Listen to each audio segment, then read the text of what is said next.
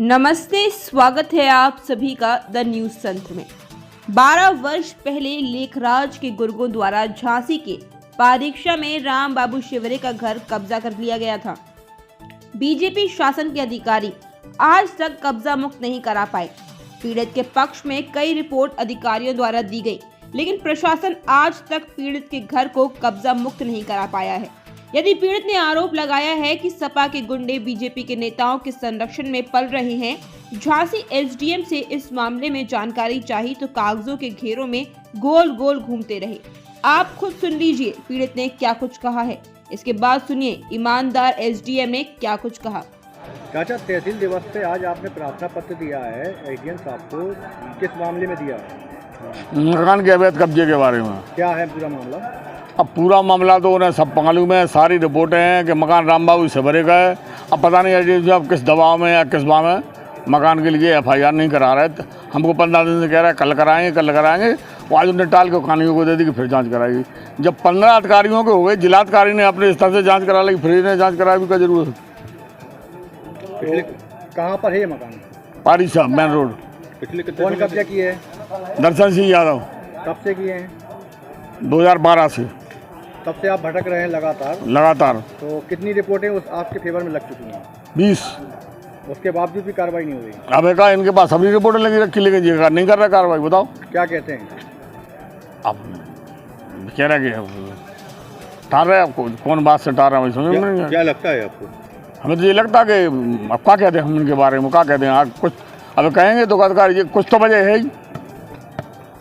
नेतागिरी का दबाव है या पैसा का दबाव का है मुझे तो है कि जानबूझ के भी सब मामला आने के बाद भी ये नहीं कर रहे। क्या चाहते हैं? हम क्या चाहते हैं? अपना मकान चाहते हैं। अगर ये नहीं गए तो अब हमने मंगा लिया अपने ड्राइवर को भेज के। अब हमने कह दी मकान नहीं खाली हो तो सलपास क्या हो और इनके नाम लिखे हम, इनकी वजह से हम मौका नहीं हो रहा मकान खाली। अभी जिलाधिकारी महोदय ने स्पेशली जांच कराई वहाँ में, एसीएम साहब ने जांच करी वहाँ में।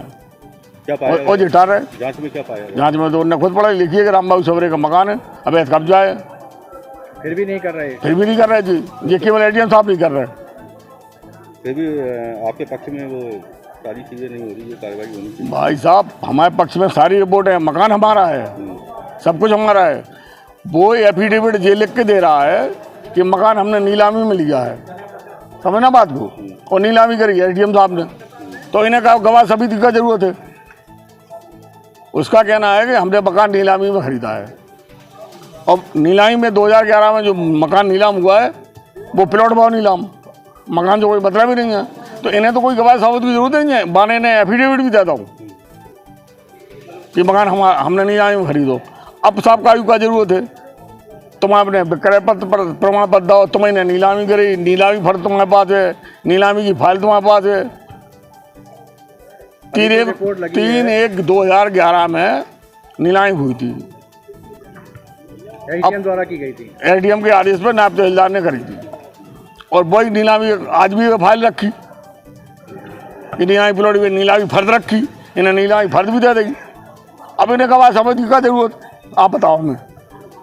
वो तो या तो फिर आपने हमारा मकान बेच दो खुद ही तहसील ने, या फिर क्या है मतलब? फिर बस समझ में अब आप लोग समझो बात हूँ तो कि जब इनके बाद प्रमाण की कोई जरूरत नहीं है, इनके बाद तो प्रमाण पत्र खुद है। दर्शन सिंह ने अपने एफिडेविट दिया है कि हमने मकान नीलामी में खरीदा है, और मकान नीलामी भाई प्लॉट की। अब बचाव ने कहा क्या जरूरत होती? 420 तो आई गई ना, इसके बाद भी तो ये कार्रवाई नहीं कर रहे। डीएम साहब ने कह दी अपर जिलाधिकारी रिपोर्ट लगवाई, ये सीएम साहब ने जांच करके दे देगी ये मकान राम बाबू शिवरे का, इस पर जांच चलेगी, लेकिन ये नहीं करा रहे। और वो मकान की वो नक्शा बदल रहा है, टुकड़ फोड़ कर रहा है, ये बराबर छूट रहा है। सर, एक अभी प्रार्थना पत्र आपके पास में आया परीक्षा से राम बाबू शिवरे के नाम से।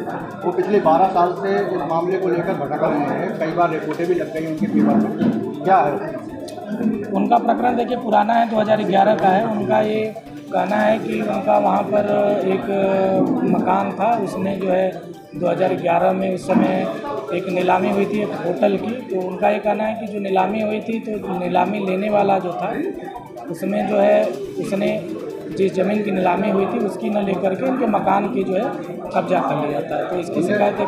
उसकी रिपोर्ट शायद आपके पास आ चुकी है। हाँ, मेरे पास क्या उसकी रिपोर्ट जो कि पूर्व में हमारे आने से पहले, आज से 3-4 साल पहले भी उसमें जांच हुई थी, तो उसमें कुछ 2-3 रिपोर्टें आई हुई हैं। अभी इन्होंने फिर से जो है उस मामले को संज्ञान में लाया है, तो उस मामले पर जो रिपोर्ट आई है और एक फिर से हम एक नई रिपोर्ट भी मंगा रहे हैं, तो उसके आधार पर मौका निरीक्षण हम लोगों ने कर लिया है, तो उसके आधार पर हम लोग उसमें कार्रवाई करेंगे। अगर ये रिपोर्टर के आधार पे अगर वो सत्य है तो क्या कार्रवाई होगी?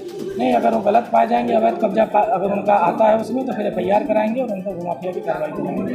तो पिछले 2012 से लगातार जो मकान का कब्जा है उसमें देखिए थोड़ा सा भौतिक स्थितियाँ भी परिवर्तित हो गई हैं। आप 11 से लेकर देखें, उसमें हाईवे भी वहाँ पर निकला हुआ है, तो कुछ अंश उसको लेकर के भी है। पहले हाईवे उसकी चौड़ाई बहुत ज़्यादा नहीं थी, जब NH बना तो उसकी भी चौड़ाई है, क्योंकि रोड के किनारे का मामला है, तो उसमें भी थोड़ा सा चीज़ें उसमें विस्थापित हुई हैं। तो उन सब चीज़ों का हम लोग संज्ञान ले रहे हैं और इनके प्राथमिकता पर हम लोग लगातार उसमें कार्रवाई कर रहे हैं। द न्यूज तंत्र बुंदेलखंड का उभरता हुआ एक ऐसा चैनल है जो बेबाक और निष्पक्ष तरीके से जनता की समस्याओं को उठाता है। आप अपनी समस्याओं को दिए हुए WhatsApp नंबर पर भेज सकते हैं। साथ ही आप अपने किसी स्टार्टअप या अपने बिजनेस का प्रमोशन हमारे चैनल के जरिए करा सकते हैं। खबरों को देखने के लिए Facebook या YouTube पर द न्यूज तंत्र टाइप करके सर्च करें और खबरों से जुड़ जाएं।